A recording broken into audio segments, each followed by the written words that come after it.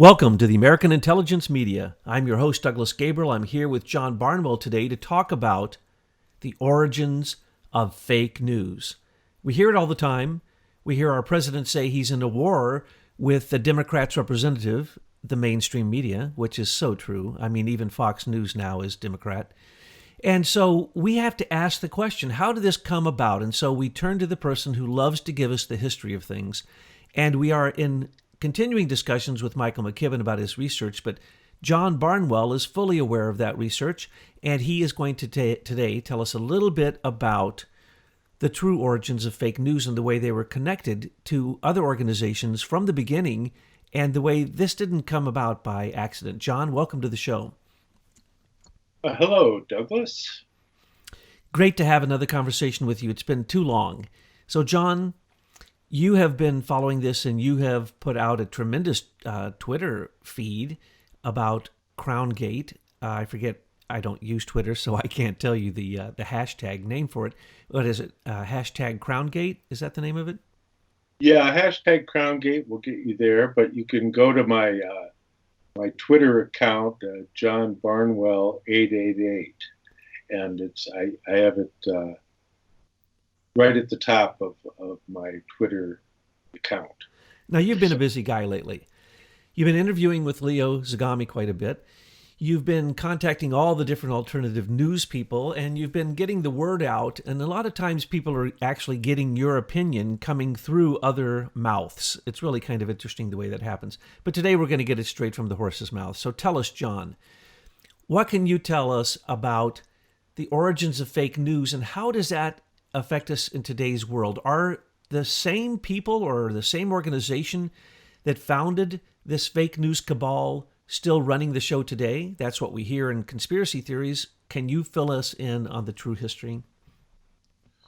Well, I think that a good point to start would be the important research that Michael McKibben and his associates have been doing lately in uncovering the actual documents that are involved in being able to establish this interactive like monopoly of information that has been going on, which leads an important point of establishment is Sir Harry Britton, Britten, and he is one of the key people. He established the Empire Press Union back in 1909, and out of that, the whole idea was is that they would be able to control the narrative, basically implying the media as propaganda. And so you have developing out of Britain and the United States and the other crown colonies this control of the narrative that was able to develop an unbelievable amount of control over the events that unfolded in the 20th century, leading us into two world wars and many other skirmishes, which anybody who's a student of history of any depth realizes that wars are started by false flags. And where are all these false flags coming from, and what is a false flag? Well, a false flag, by its very nature, means that you're flying a flag other than the flag you're supposed to be flying. So that was a technique that was used by pirates. So as they would approach their prey, they would put on a flag of a friendly nation, or even the same nation as the ship that they were approaching before they would get close to it, and then they would lower the false flag and put up their pirate flag. And that's basically been a modus operandi of seafaring nations for quite some time, is this whole concept of being able to deceive your opponent. That you can go into old treatises on warfare, and it explains to you that that deception is one of the most valuable weapons in the arsenal of any military engagement. And so it's this deception that's it's been so effective for the Brits in what they like to call the great game. And the great game is sometimes called by others the Venetian strategy. And it goes back to the city-state of Venice. And really, it's quite a small concern itself, but it had far-reaching connections, which ties it into the ancient Phoenicians that kind of disappeared, so to speak, but then re-emerge as Venice and as a cultural impulse. The Phoenicians were the origin of really written languages as we know them today. The Phoenician alphabet is the precursor of our alphabet. So this extends far back in time, but in Venice, what they were doing, they had established bankers within the city of Venice, and they would finance operations for other countries. They would provide ships for crusaders, making money every step of the way. But they weren't inclined to go to battle. What they would do, rather than going to battle themselves, if they didn't like somebody, they would figure out who this person didn't get along with. And through fake news, they were able to instigate warfare between two nations that they were having trouble with, and thereby weakening them and loaning money to both sides and making money off the whole deal. It's an old system. I'm so glad you brought up the Venetians, because what we found in the origins of the 1909 Imperial Press Union, the conference, the Imperial Press Conference, was that there was a connection between drug companies, bankers, news agencies, the military, exploration, and of course I mentioned bankers, but I should mention them twice because they are the people behind all these corporations like the British East India Company, the Dutch East India Company. They're the ones who showed us how to go from imperialism to empire building. And I think that is really at the seat of the origins of fake news, is that it wasn't just propaganda. This was a corporate plan that actually told the prime minister what to do. And these people, hundreds and hundreds of people showed up to this conference in 1909 you're talking about, and they swore an oath to be secret and to report directly to the Prime Minister of Britain. Now, that is the kind of fake news in Britain that was the example that has led us here in America to have a similar system.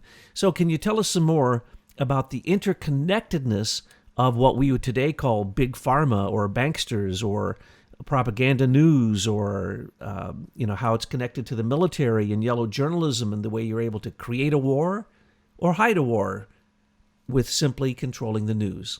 Well, there's so many examples that come to mind.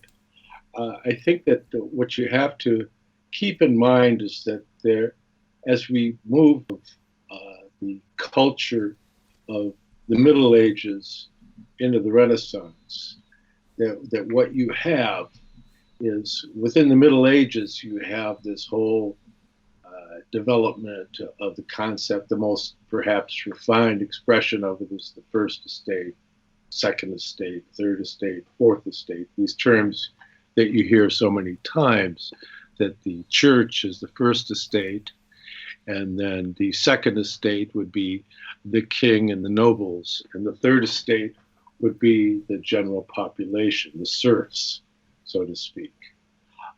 Within Britain, they had broken away from Rome, essentially, although there is tentacles that they have wrapped around each other between Rome and London. Nonetheless, the usurping of the Church of Rome by England meant that the king or queen could become the first estate. What that means is that there's this kind of divine right of unimpeachable activity that proceeds from the crown itself.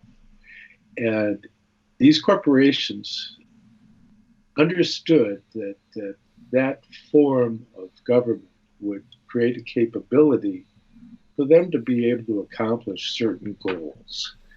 And this development, as it came forward into the modern area, was very much refined in the circle of people that surrounded Queen Victoria. Queen Victoria was referred to as the grandmother of Europe because so many of the noble houses had intermarried through the offspring of Queen Victoria and so on. But the period that we're focusing in on, we have to point to Edward VII. He's a really, really dark, in my mind, shadowy character. He is instrumental in so many of the struggles that happened between his relatives in Europe, on the continent. Because if you remember, he's relative to the Tsar of Russia, he's relative to Kaiser, and so what is he going to be able to do to gain the upper hand against the Kaiser and against the Tsar? Now, we know, as we've discussed before, that the British Parliament had determined to send funds to the Tsar, but yet, when it came around to actually accomplishing that, the representative that was sent over was Lord Milner from the War Council. And Lord Milner went to St. Petersburg to meet with the representatives of the Tsar, but he denied them the funds. He did not give the money that had already been set aside to be given to the Tsar to help him prevent the revolution. Well, immediately after that, the Bolshevik Revolution happened, and the first thing that they did was they killed the Tsar and his whole family. So you see that so much that's still playing out in Europe today is a shadow cast by the activities of the circle around Edward VII. And it's beyond the purview of most people to be even aware of who those people might be. And that's part of the capability of what's going on today with fake news. It's depending on people being uninformed or even better, misinformed. And so it's been their goal, basically, is to control the narrative through these media outlets, these conglomerates, of which there's basically 6 of them in our present time in the US alone. And when you consider that as recently as 1980, there were more than 50 major media companies. Now there's only 6. So the more they can centralize the information, the more they can control it. And so, in answer to your question, I think that I've given so much backstory on it that one would be able to carry it forward through their own research and find what we're looking at, because it's absolutely astounding the willingness of the news outlets today to be just so blatantly false, because they have faith in the common person watching that news being little more than a goldfish who has no idea of what I just said. Well, my research has taken me to a very strange place in that there's conspiracy theories that the Rothschilds owned Reuters and that they owned the Associated Press. Well, when you look into that, what you're going to find out is the following. Cecil Rhodes is really the start of this. When he learned from the Boer Wars how to propagandize the British people and make them believe whatever he wanted them to believe was going on there, when in fact there were concentration camps with tens of thousands of people dying, there were drug experiments done by the Burroughs Wellcome vaccines and inoculations in the Transvaal for typhus. 6,000 people were killed in experiments just seeing whether or not those drugs would work on people. So this was basically not only a place to fleece south of Africa through Cecil Rhodes, but it was a place to learn the skills of fake news. Now, if you look at fake news, you're going to go back to Reuters. And Reuters' real name is Israel bin Josephat. And he was basically a person who was involved in telegraphy, in basically sending telegraph messages. And most of the messages in those days had to do with money. And so when he finally left the continent and came to England and started to work out of the London Exchange, his number one customer was, of course, the Rothschild family. And so in 1888, even before the founding of a union of fake news, which all answered to the Prime Minister of Parliament, but was actually controlled by a very elite group of corporations and their family members, what was going on to the yellow journalism going on by the British East India Company, who was going out and attacking nations, fleecing them underneath the guise of trade, but it was trade with a sword. And so they learned how to fleece nations, and they also got illnesses, and they brought Europe into foreign countries. So they were very concerned about the drugs, and anywhere that they were doing any exploration was also supported by this first 1909 unionizing of what was at first called Imperial Press Union, then became the Commonwealth Press Union Media, which at its time was the largest union of news agencies in the world, 2,700 different outlets and journalists, all working together with one story, and all of them sworn to secrecy. But at the same time, you have the news that the bankers wanted to use for propaganda. Remember, the Rothschilds set the price of gold and silver for so long, I can't remember how far it goes back, and also the LIBOR rate. And so the Rothschilds created the propaganda that controlled banking and commodity exchanges and literally the stock market.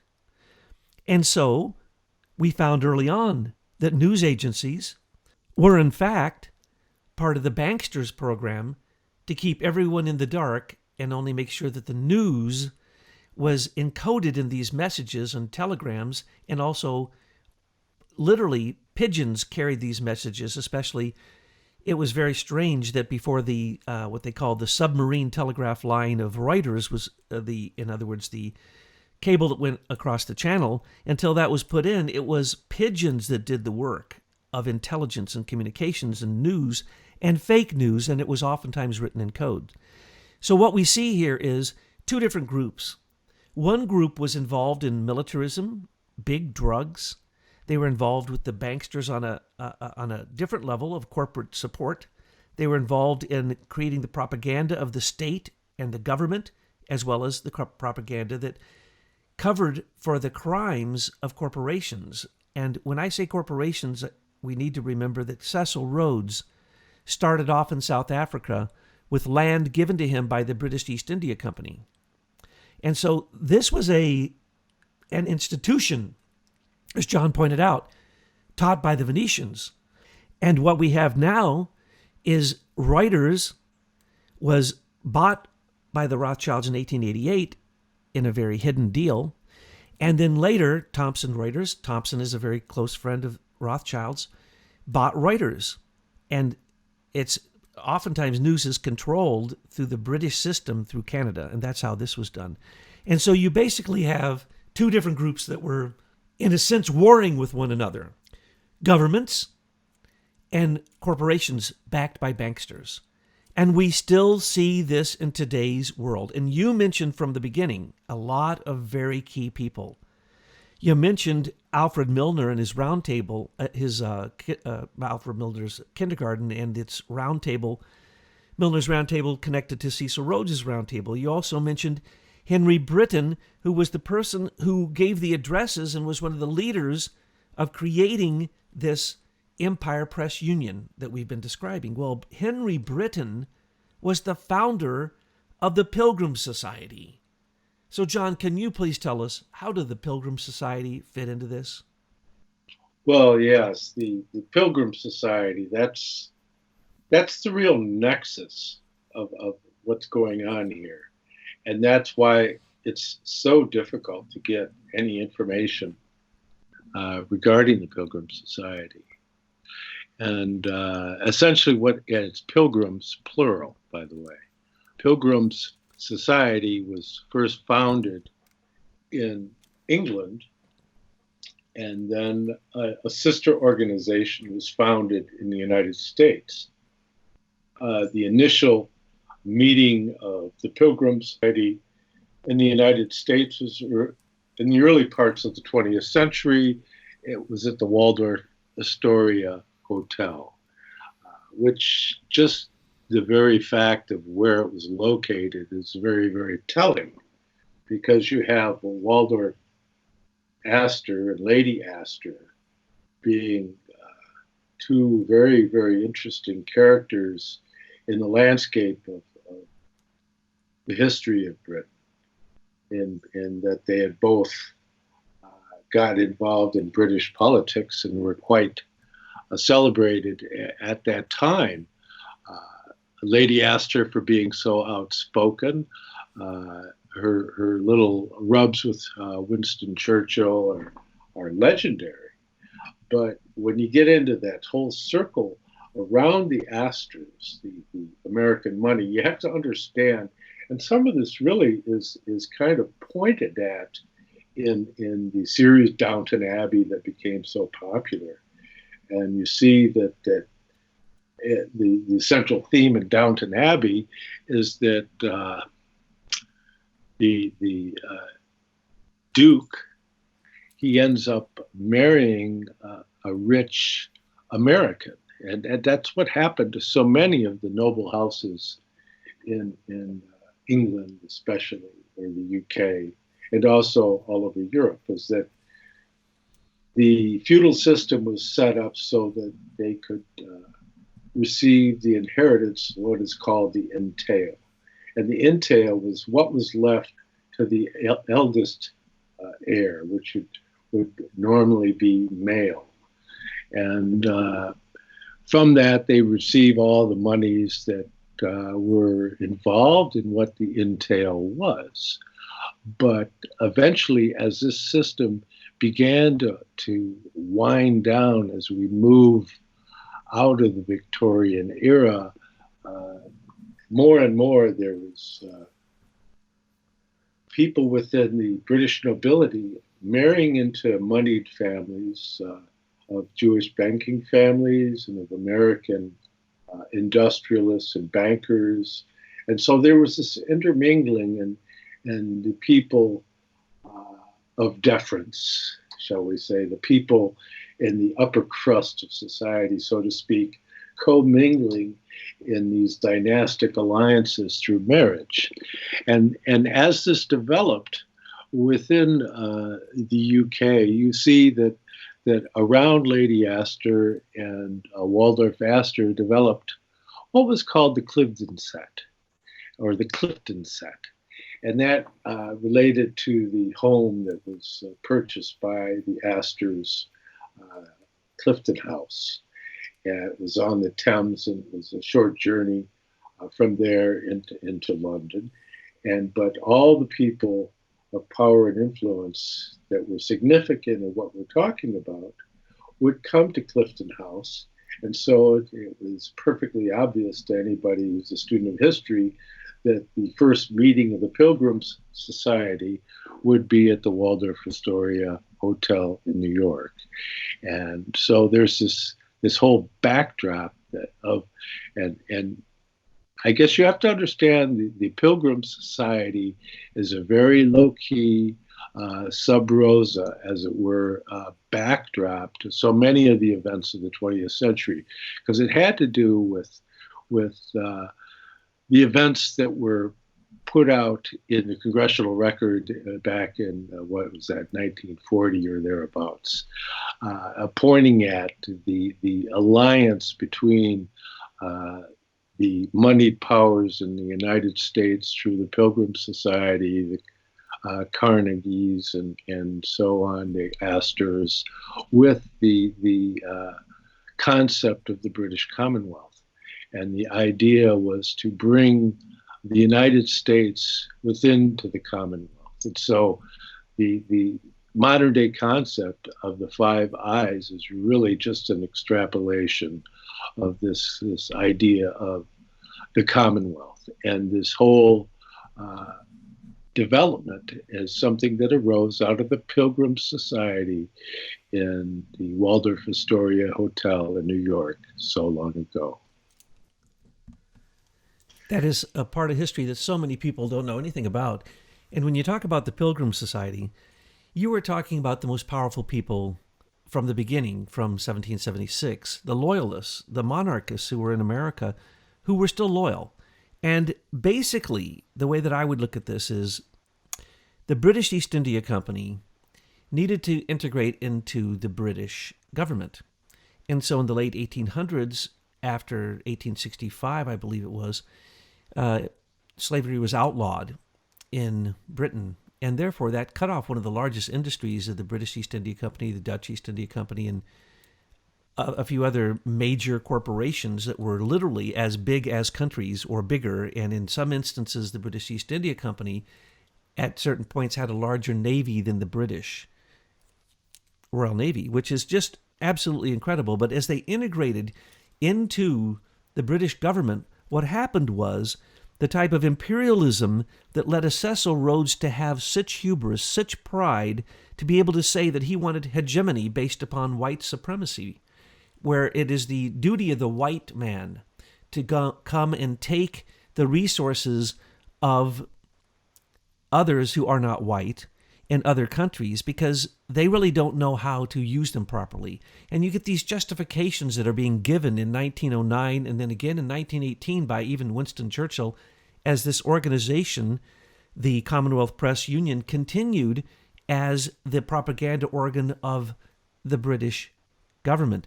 But it was taken from the example of the British East India Company and the Dutch East India Company's propaganda, which was incredibly effective and was directly linked to, again, drugs, banks, military action, and stealing resources. The very things that still are going on to this very day by the corporatocracy that we find in America. Now, I want to point out that the Round Table of Cecil Rhodes basically transformed into Milner's Kindergarten, Alfred Milner's Kindergarten, Lord Milner as you called him, and then that became Milner's Round Table.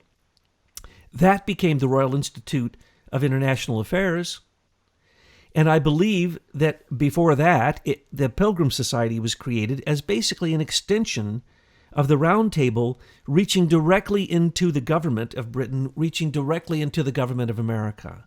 And remember that the Commonwealth Press Union, all the major East Coast newspapers, especially in New York, were all controlled by the Commonwealth Press Union. It was the same British propaganda that was being spread all over the world and then also to America because they never stopped thinking that we were their colony. So, Pilgrim Society, if you look at the members of the Council on Foreign Relations, that is basically this American version of the Royal Institute of International Affairs, which again, I point out, is connected to the Round Table of Milner and Rhodes, and connected to Harry Britain's Pilgrim Society, which is directly connected to the monarchy of Britain. Matter of fact, every year, the monarchy of Britain used to write a letter, I don't know if they still do it, to both the British and American versions of the Pilgrim Society, and essentially, you are taking a vow as a vassal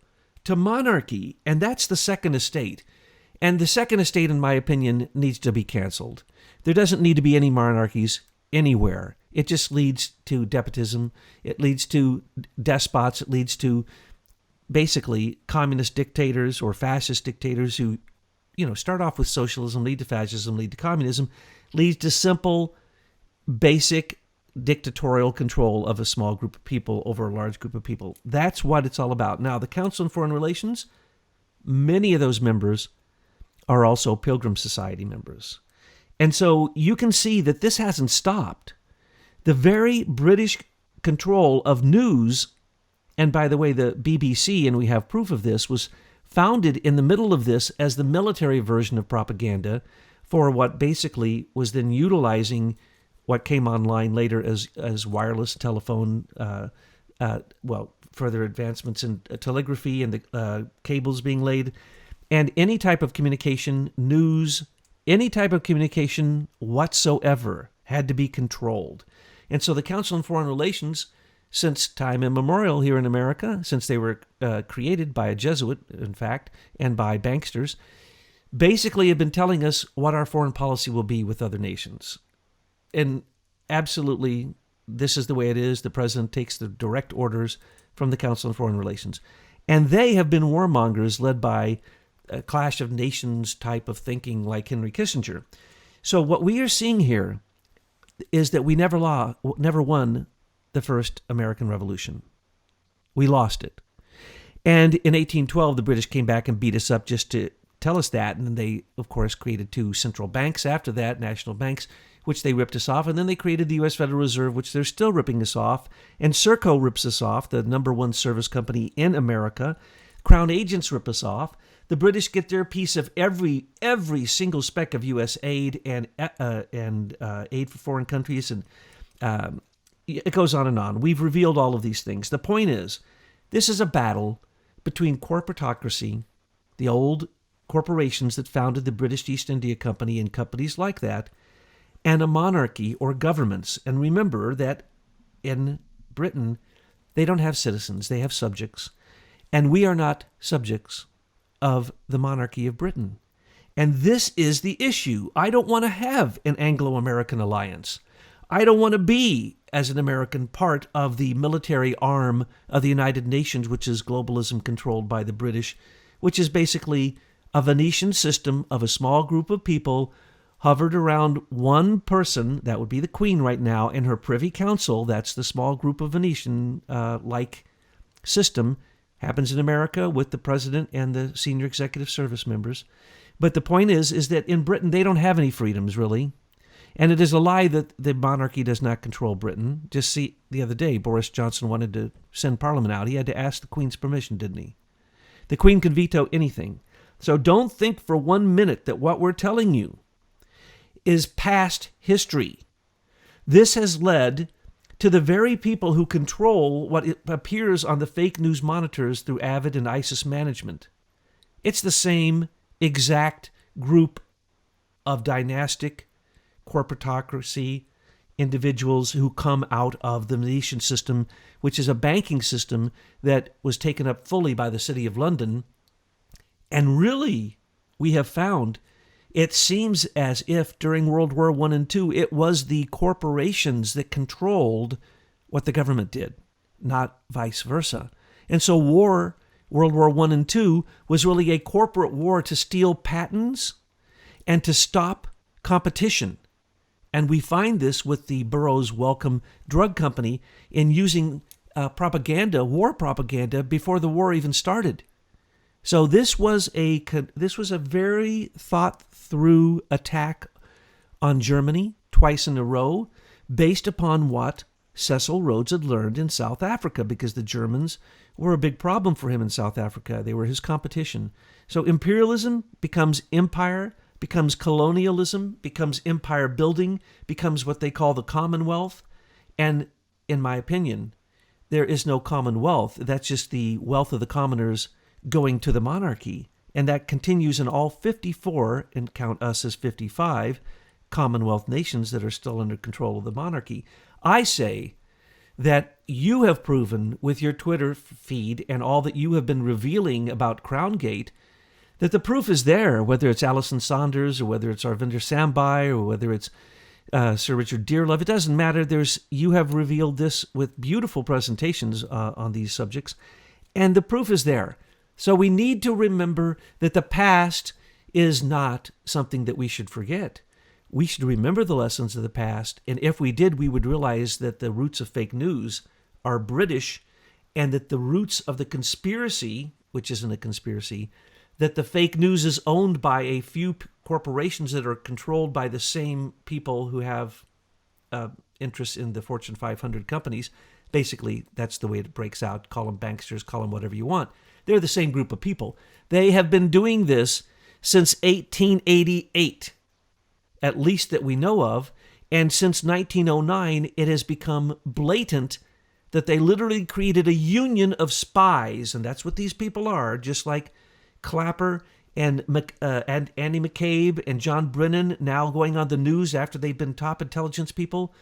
Those are spies who clearly are showing us that the fake news is directly related to spies and to lies and to propaganda and to counterintelligence and corporate intelligence. And that is the lesson that I've learned from this. And as you have mentioned some of these very critical people, Henry Britton was right there at the founding of this corrupt press organization, and he founded the Pilgrim Society.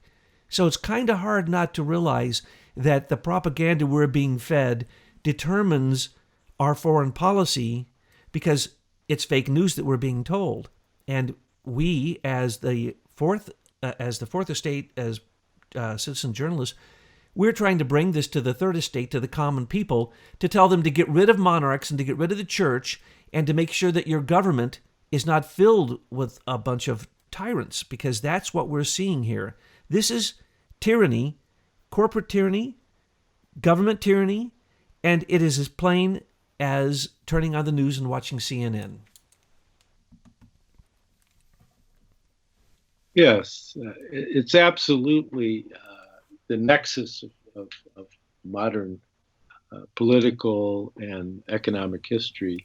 The real key, of course, in this, and it's one of the central subjects I cover in my Crown Gate Twitter thread, is the work that was done by Professor Carroll Quigley from Georgetown University, which was published in his books, The Anglo-American Establishment, and in his major tome, Tragedy and Hope, A History of the World in Our Time, which was published in 1966 by Macmillan and Company, because he had been given access to the actual secret papers of the Milner Group itself, and put something out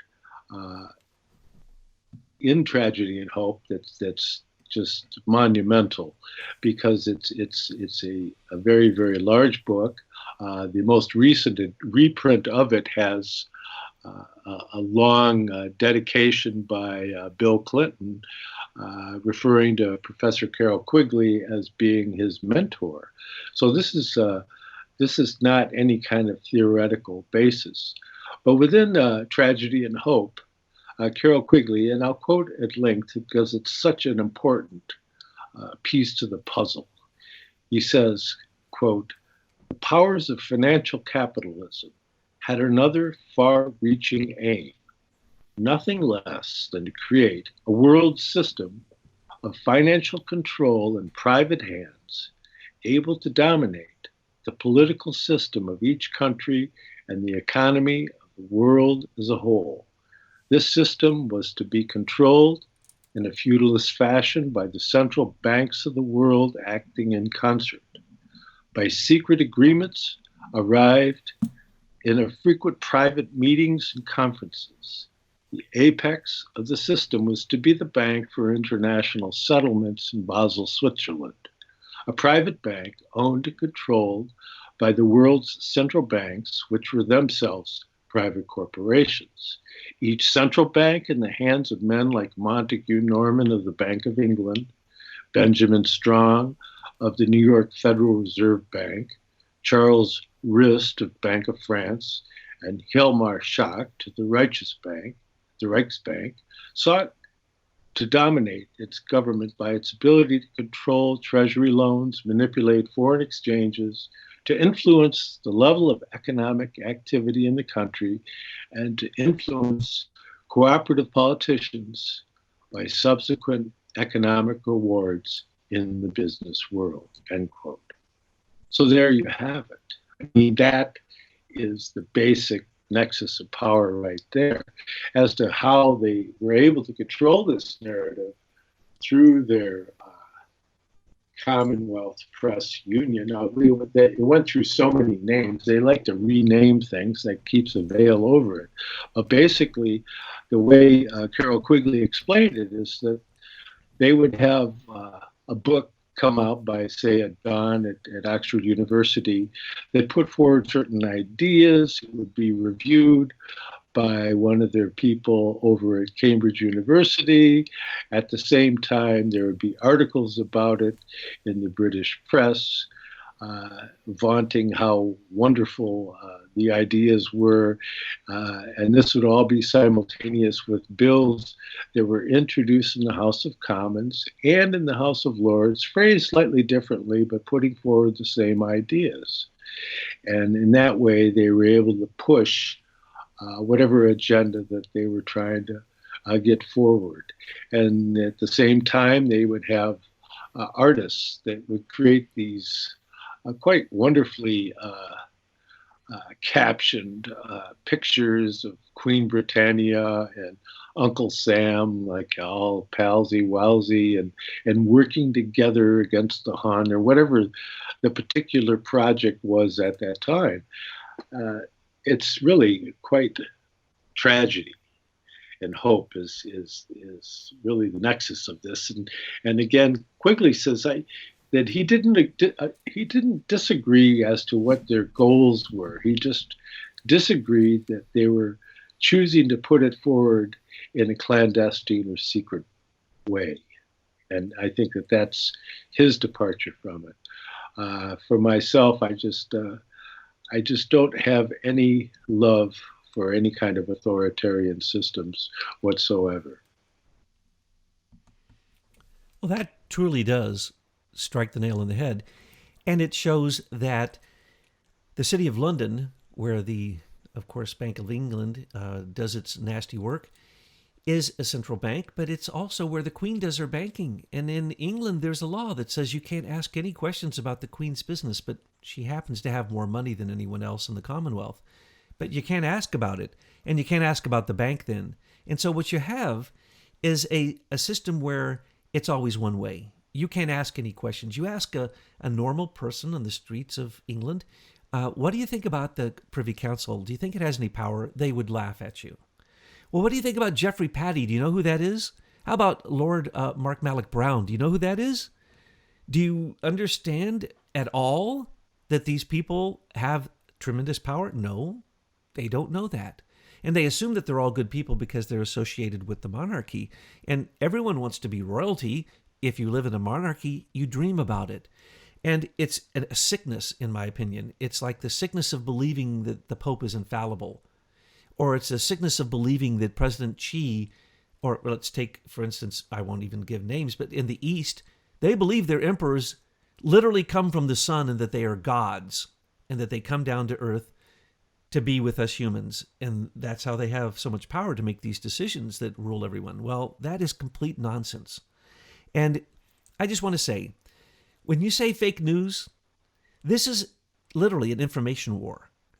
And if you can control the narrative, and if you can get 3 stations all saying the same narrative, then an American who goes from one channel to the next listening to the news sees the same news and they believe it's true.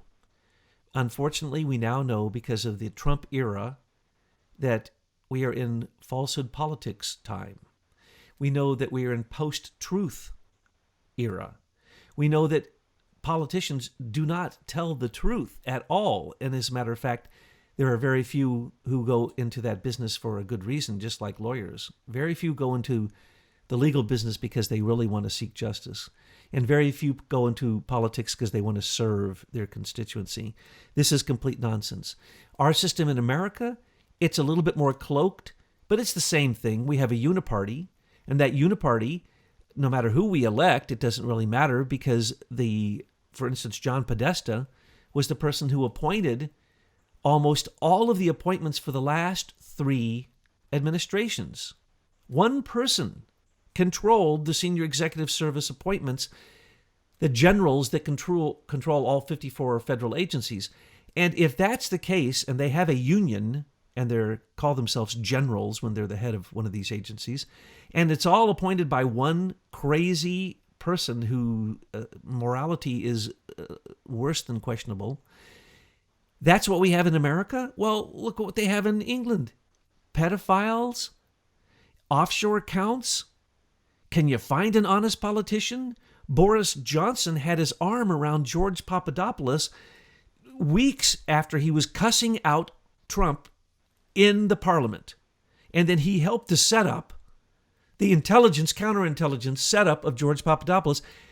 Boris Johnson was in the news with George repeatedly. All the top people in Britain were with George Papadopoulos because they were going to hand him, but he didn't want them, 33,000 missing emails of Hillary. Then they were going to bust him and say Trump used the Russians to hack the 33,000 emails, when we know that those 33,000 emails, that the FBI had them. And the FBI gave them to their British agents through Five Eyes so that they could entrap not only George Papadopoulos, but Sam Clovis. And then, of course, they had their other operations. So we're talking about fake news that is so powerful that it is a political weapon that should not be allowed. We now have Dr. Epstein from an Ivy League college telling us that 25 million votes were adjusted through behavioral manipulation through the internet. 25 million votes. And now we're beginning to find other people coming out saying, oh, yes, you even have executives from these companies coming out saying that's what they do. They do it on purpose. And then you have fake news coming out basically saying, yes, Mockingbird is true, and Anderson Cooper and the rest of us, Mad Cow and all the rest of us, are all trained by the CIA because the Department of Defense controls all broadcasting in America through the Board of Broadcasting Governors, and it's now allowed to broadcast propaganda in America. So that's the reason that even if they get caught, and Trump has caught them, nothing happens until certain laws change. So in America, it is legal for fake news to propagandize Americans. Now, in England, it's legal because they are not citizens. They are subjects, and they can propagandize them and the rest of the world, and especially the Commonwealth nations, which they do very, very well. To think that Britain the people have high regard for Britain. Let's remember, they gave us our fake news on the Syrian gassing. They gave us our fake news on the Iranian ships just recently. They gave us our fake news on Korea. They're the source of fake intelligence. Five Eyes is nothing more than the 54 British nations working against America. And fake news is nothing more than a British system of the Commonwealth Press Union, which is about imperialism, empire building, and colonizing the world with hegemony, is the same thing going on through our news agencies here in America. So it is a war, John, and you're out there, and I know you're fighting that war, and that you've even got contacts with a lot of the big names out there in alternative news. And I believe that we are getting close to seeing something happen once we see specifically that the fake news is 100% a lie against Trump. Who can believe it again? It's going to falter. And what's going to happen? If he gets reelected, which I believe he will be, then he's going to take action against them. We see all this action of antitrust and monopolies coming against the big companies, but that's only the tip of the iceberg. We need to see a clear recognition of what we're talking about right here, the sources and the indictable information of the people who have created a conspiracy to go against national security through sedition, treason, who are traitors, and this is the fake news. And people need to be put in jail, and they need to stop hiding behind the Fourth Estate, that they get to say whatever they want because of freedom of speech. No, they have squelched freedom of speech worse than ever in American history, and we need to put them in jail because they know there's an act, the Common Decency in Broadcasting Act, and it clearly states that if you have basically a conspiracy where you tell lies in a coordinated fashion, that is illegal and that your company needs to be closed down. We may not be able to put them in jail, but we can certainly close down every major media because they are in 100% violation, and they are attacking our president and everyone who voted for him. And this is a national security issue, and this is the clear revelation and the light shining upon the spies that have come to America through the major media, through the fake news, to control the narrative and to take away our freedoms and to basically make sure that the British get their piece of the pie no matter what happens. Yes, absolutely.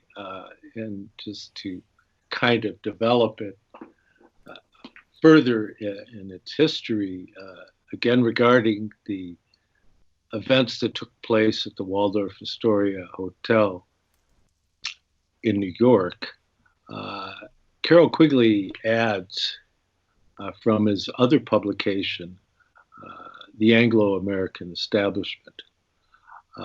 He says, since 1920, this group has been increasingly dominated by the associates of Viscount Astor. In the 1930s, the misnamed Clifton set was close to the center of the society, but it would be entirely unfair to believe that the connotations of superficiality and conspiracy popularly associated with the expression Clifton set are just a description of the Milner Group as a whole. In fact, Viscount Astor was, relatively speaking, a late addition to the society, and the society should rather be pictured as utilizing the Astor money to further their own ideals rather than as being used for any purpose by the master of Clifton. This organization has been able to conceal its existence quite successfully, and many of its most influential members, satisfied to possess the reality rather than the appearance of power, are unknown even to close students of British history. This is more surprising when we learn that one of the chief methods by which this group works has been through propaganda, end quote. So there you have it from basically the spokesman for this cabal, is that the British and American moneyed powers formed an alliance, which they're obviously pointing at the Pilgrims Society, the British loyalists in the United States that thought that it was a mistake that they were going to lose a certain amount of their control and power due to the constitutional republic that had been created. We're attempting to regain this basically corporatocracy that the United States had evolved out of, and continues to this day, though, as a subliminal current that most people are absolutely oblivious to, and they don't realize the level at which they've been woven into the corporatocracy that is our current government of the United States. And going back to Benjamin Franklin, who was coming to a woman who had asked him what he had been doing inside with those men, and he said, we're creating a constitutional republic, if you can keep it. Precisely. And one of the ways that they infiltrate is the good old Venetian method, which was taken up by the Jesuits, and that's to control education. So Cecil Rhodes took his money that he ripped off of the South from the Transvaal in South Africa, and he created a perpetual scholarship for Rhodes Scholars to basically propagandize them, to brainwash them into the type of imperialism that he wanted. And strangely enough, the founder of the Pilgrim Society, Harry Britton, today, the CPU, the Commonwealth Press Union, transformed into basically a trust. And what do? The number one thing they do? Give out scholarships in the name of Henry Britton, so that you can be taught the type of fake news infiltration that has always been there with the Jesuits as they went and took over the monarchical education, took over the king and queen's education and their children, and then they controlled everything. Well, that is exactly what happened here in America through what we would call basically the Tavistock efforts and the efforts of the Frankfurt School and the efforts of the Fabian Socialists and the efforts of the Pilgrim Society to structure the government. But what we see is that information, education is the key. And that when you become a truly evil imperialist, what do? set up a perpetual scholarship fund. So, John, do you think we're going to get out of this mess, that we can actually conquer fake news here in America? Well, yeah, I think that this is what's going on today, and uh, recently I made reference to a publication that came out. It was the UK Foreign Policy in a Shifting World Order, House of Lords Select Committee on International Relations, their fifth report of session 2017 to 19. It's quite unusual in that on page 14 it says, however, the difficulty the UK and its allies have facing in trying to influence the US demonstrates the challenge of working with the administration. How damaging this will be to what has hitherto been the UK's most important international relationship will depend on whether the current approach is an enduring trend. Should President Trump win a second term or a similar administration succeed him, the damage to US UK relations will be longer lasting, and the government will need to place less reliance on reaching common US UK approach to the main issues of the day that has often been the case in the past. So you see that they're looking at this, but if you scroll down later on where they're discussing it amongst themselves, they say, well, what are we going to do about this? And the issue, as it was addressed by the representative of Chatham House, which is really the later edition of the Rhodes kindergarten, but Chatham House representative says, well, we have to invest more money in scholarships. It's like, yeah, unbelievable. Well, they're always thinking of in perpetuity. They're thinking about the dynasties that you've described. And so they plan for hundreds of years. As a matter of fact, we are interrupting their 200-year program to reveal what they've been doing for the last 110 years. And it's just absolutely incredible. But I want to thank you for helping reveal the roots of fake news. And I agree with you that, from your last statement, that in fact we need to break our relationship, our special relationship with Britain. And to that, and to the quote that you gave, and to what you've enlightened us on today in terms of history, I only have one thing to say. Hip, hip, hooray. Let's end our special relationship with Great Britain.